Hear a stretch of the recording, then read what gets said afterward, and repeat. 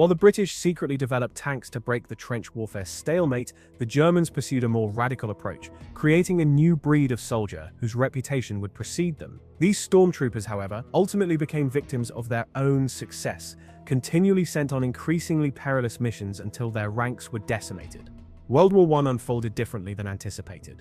In the summer of 1914, generals envisioned swift maneuvers and decisive battles. Yet, within months, the devastating effectiveness of machine guns, rapid-firing artillery, and barbed wire became apparent. Offensive after offensive stalled in mud and corpses. The Western Front quickly solidified into an unmoving line of trenches, stretching from the North Sea to Switzerland. By late 1914, the conflict had devolved into a brutal war of attrition. Both sides repeatedly employed the same tactic: days or weeks of massive artillery bombardments intended to soften the enemy, followed by waves of infantry advancing shoulder to shoulder across no man's land. Theoretically, shells would destroy barbed wire and demoralize defenders. In reality, defenders found cover in deep dugouts, emerging to cut down advancing attackers, now silhouetted against the open ground, with machine gun fire. Even successful assaults that captured a trench line often saw the battered attacking units driven out by counterattacks within hours. Tens of thousands died for negligible gains that vanished overnight. Consequently, major armies sought alternatives. The concept emerged that small, specially trained parties could raid enemy trenches with fewer casualties. These trench raiding parties, operating under cover of darkness or fog, would slip across no man's land to harass, capture, gather intelligence, or destroy fortifications. While the British, French, and Italians developed their own versions, the Germans advanced the concept furthest. They rapidly learned that speed, surprise, and ruthlessness were critical for mission success. The Germans formed specialized Sturmtrupps, literally shock troops, which the British termed Stormtroopers, a name that became permanent. Initially, these were small teams of elite soldiers selected for bravery, fitness, and aggression. They advanced in loose, scattered formations, making them harder targets and allowing them to bypass strongpoints to strike at more vulnerable sections of the enemy line. In March 1915, the German High Command began larger-scale experiments, forming Calso's assault detachment. This experimental pioneer unit was equipped with novel gear such as bullet shields and body armor, intended to protect soldiers from rifle and machine gun fire during advances. Although promising on paper, the unit was deployed as emergency reinforcements during a major Allied assault before its concepts could be fully tested, resulting in half the detachment being killed. Despite this setback, the core idea persisted, though only the newly introduced Stahlhelm steel helmet would see future use, while body armor was discarded. Command of the battered unit then passed to Captain Willie Raw, who reorganized the detachment. He reinforced it with a dedicated machine gun platoon, a flamethrower section, and troops specifically armed and trained for brutal close combat. Their weaponry, including light machine guns, flamethrowers, pistols, carbines, grenades, and tools for hand-to-hand fighting, was selected or modified for effectiveness within the confined spaces of trenches. Raw's reformed unit thus became the prototype for future Stormtroopers. The unit's first true test occurred in October 1915, during a planned assault on a French position in the Vosges Mountains. This attack was swift and surgical. Instead of the customary hours or days of preliminary bombardment, artillery pounded the target sector for mere minutes before lifting. As the final shells exploded, Raw's men surged forward in small, scattered groups, utilizing shell holes for cover. They hurled grenades into trench bays before defenders could regroup, then swarmed the trenches, instigating complete panic and confusion. The attackers avoided overwhelming every position. If a bunker or fortified strongpoint proved too resilient, they bypassed it, pushing deeper to sever communications and supply lines. The isolated strongpoints would then be dealt with later by regular infantry. That day, the French position was taken quickly, with significantly fewer losses than a conventional assault would have incurred. This offered a glimpse into a new kind of warfare, one that, at least temporarily, promised to break the trench deadlock. However, it was also inherently violent, dangerous, and costly for the Stormtroopers. Their primary advantages were speed and shock, qualities reflected in their equipment. They carried shorter carbines, and each squad was organized with distinct roles and weapons. Grenadiers carried sacks filled with stick grenades, which became the unit's signature weapon, ideal for clearing trenches and dugouts. The long-barreled Luger pistol, equipped with a shoulder stock and a 32-round drum magazine, was employed before the introduction of the Bergmann MP-18, the first submachine gun providing stormtroopers with compact, fully automatic firepower, highly effective in trench fighting. Stormtroopers also carried trench knives, short bayonets, or modified entrenching tools for the brutal hand-to-hand combat that was inevitable. Rifles were often too long to be practical in close quarters, necessitating these shorter, handier weapons. Light flamethrowers also had a notorious psychological effect, often causing defenders to abandon their positions upon sight. All of this equipment was chosen with specific strategic aims in mind. This equipment ensured the squad was fast, adaptable, and deadly. In close quarters, stormtroopers trained extensively in mock trench systems, meticulously preparing for real combat.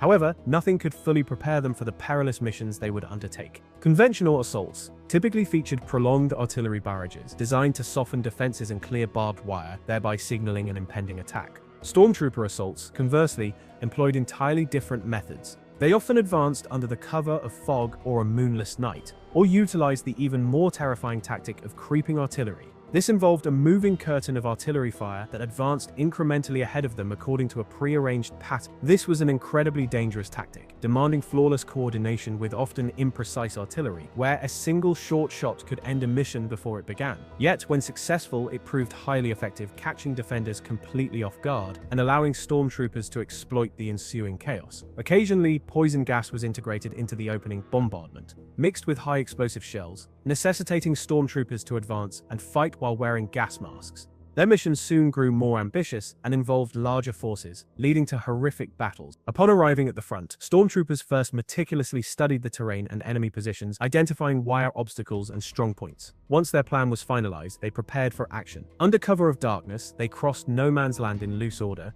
camouflaged and moving silently. Wire was cut with specialized tools, and gaps were created without alerting sentries. Though one misstep or sneeze could trigger artillery flares, illuminating no man's land and likely ending the mission. Many missions concluded precisely in this manner, often suppressed to maintain morale. Once past the wire, any sentries had to be eliminated swiftly and silently before the main attack commenced. Jumping into enemy trenches, chaos erupted. Grenades, gunfire, and screams pierced the night as they pressed forward to secure key positions. Each small group operated independently within the overall plan, a decentralized command structure that allowed them to exploit opportunities in real-time battlefield chaos.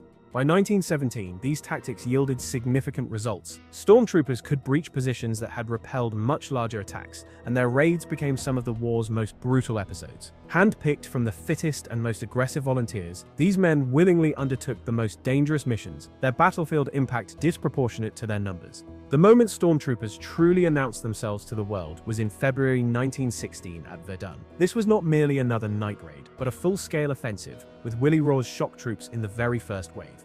After a brief but violent bombardment, as the last shells landed, stormtroopers emerged from the smoke over no man's land. The French barely had time to exit their dugouts before the forward trenches were overrun. Germans bypassed the strongest points, infiltrating deeper into French positions, severing communications, and sowing confusion behind the lines. Within the operation's initial days, a small raiding party of just 19 officers and 79 men targeted Fort Douaumont, Verdun's largest fortress.